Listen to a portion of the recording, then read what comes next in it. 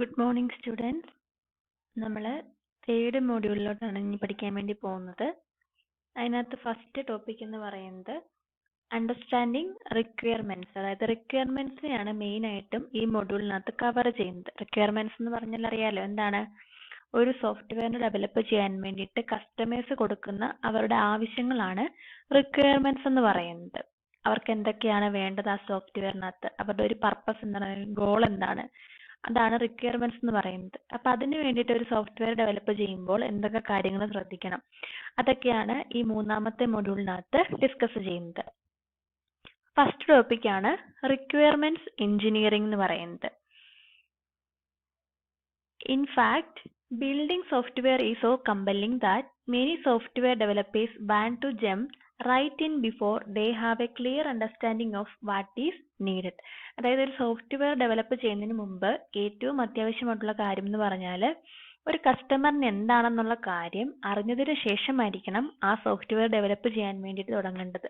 അല്ലാതെ requirements correct ആയിട്ട് അറിയാതെ നമ്മൾ സോഫ്റ്റ്വെയർ ഡെവലപ്പ് ചെയ്യൽ എന്ത് പറ്റും?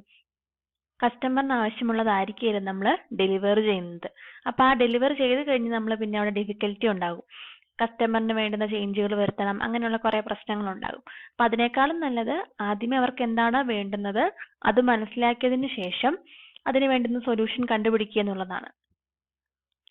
ഇനി സോഫ്റ്റ്വെയർ എഞ്ചിനീയറിംഗിനകത്ത് റിക്വയർമെന്റ്സ് എഞ്ചിനീയറിംഗിന്റെ ഡെഫിനിഷൻ ആണ് ഈ കൊടുത്തിരിക്കുന്നത്.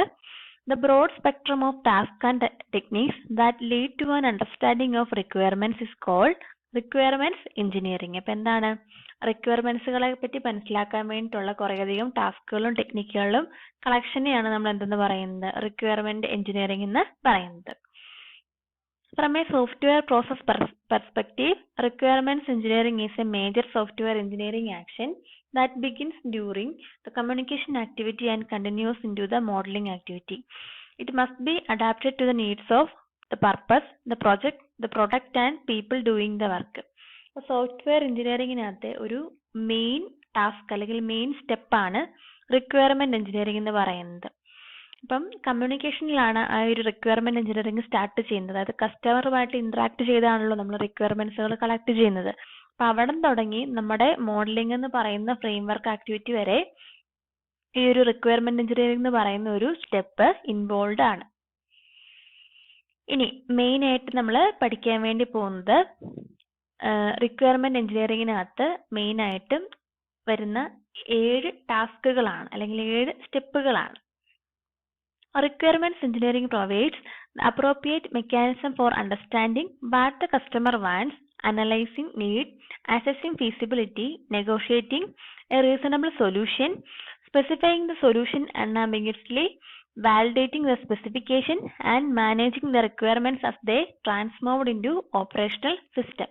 അപ്പോൾ ഈ പറഞ്ഞിരിക്കുന്ന ഓരോ പോയിന്റിനും കറസ്പോണ്ടിങ് ആയിട്ട് ഓരോരോ സ്റ്റെപ്പുകളാണ് റിക്വയർമെന്റ് എഞ്ചിനീയറിംഗിനകത്ത് ഉള്ളത്. കസ്റ്റമറിന് എന്താണെന്നുള്ള കാര്യം ആദ്യമേ തന്നെ മനസ്സിലാക്കുന്നു, അതിനെ നമ്മൾ അനലൈസ് ചെയ്യുന്നു, ആ നീഡ് അനലൈസ് ചെയ്യുന്നു, അതിനുശേഷം അതിന് വേണ്ടുന്ന കാര്യങ്ങൾ ചെയ്യുന്നു അല്ലെങ്കിൽ മോഡലിംഗ് ചെയ്യുന്നു. ഇനി അവിടെ വരുന്ന കോംപ്ലിക്കേഷൻസ് ഒക്കെ നമ്മൾ അനലൈസ് ചെയ്യുന്നു. അതിനുശേഷം നമ്മൾ അതിന് വേണ്ടുന്ന ഒരു റിട്ടേൺ ഡോക്യുമെന്റ് തയ്യാറാക്കുന്നു. പിന്നെ ഈ റിക്വയർമെന്റ്സിനെയൊക്കെ നമ്മൾ വാലിഡേറ്റ് ചെയ്യുന്നു. പിന്നെ ലാസ്റ്റ് സ്റ്റെപ്പ് എന്ന് പറഞ്ഞാൽ റിക്വയർമെന്റ്സിനെ മാനേജ് ചെയ്യുന്ന ഒരു സ്റ്റെപ്പാണ്.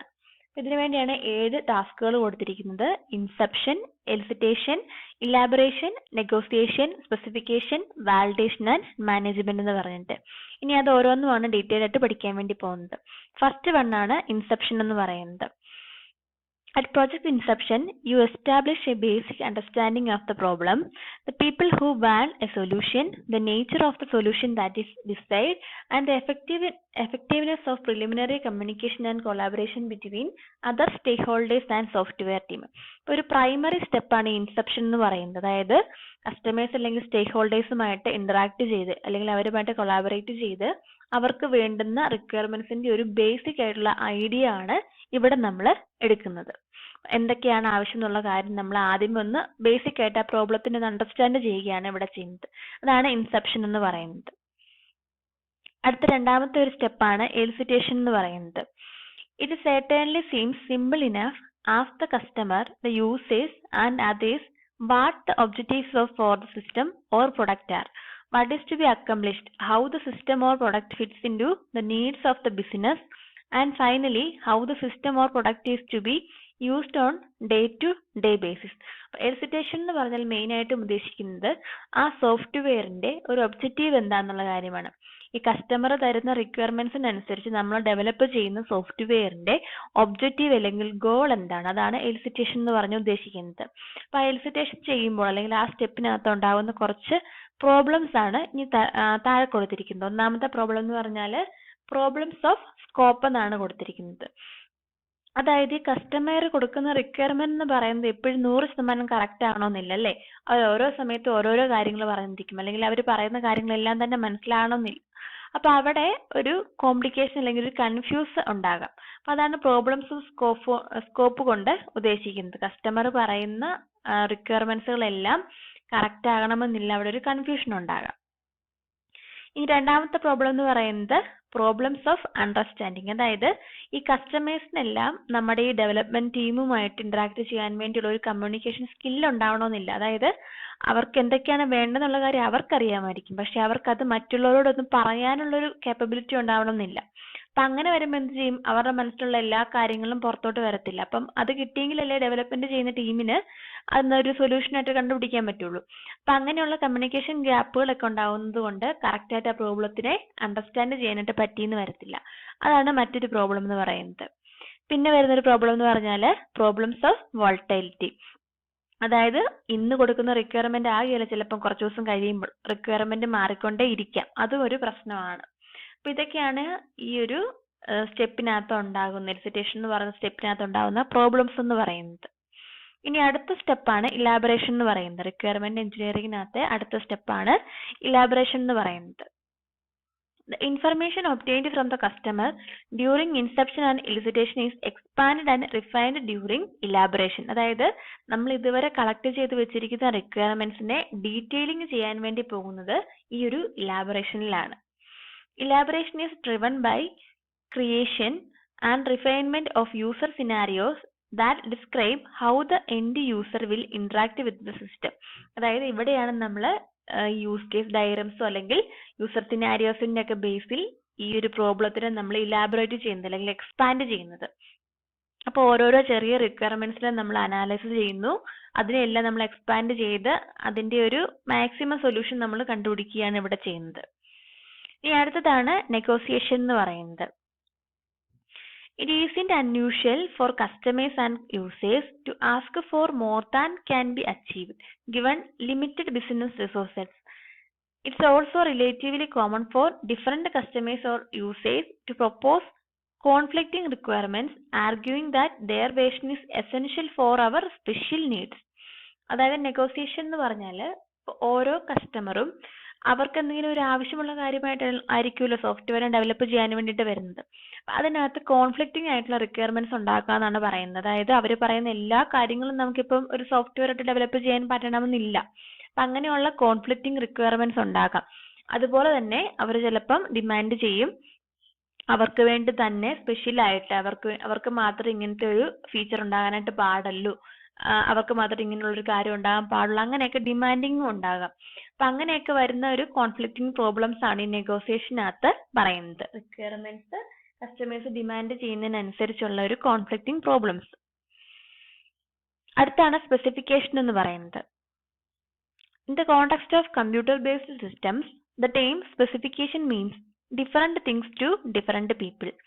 A specification can be a written document, a set of graphical models, a formal mathematical model, a collection of usage scenarios, a prototype, or any combination of these.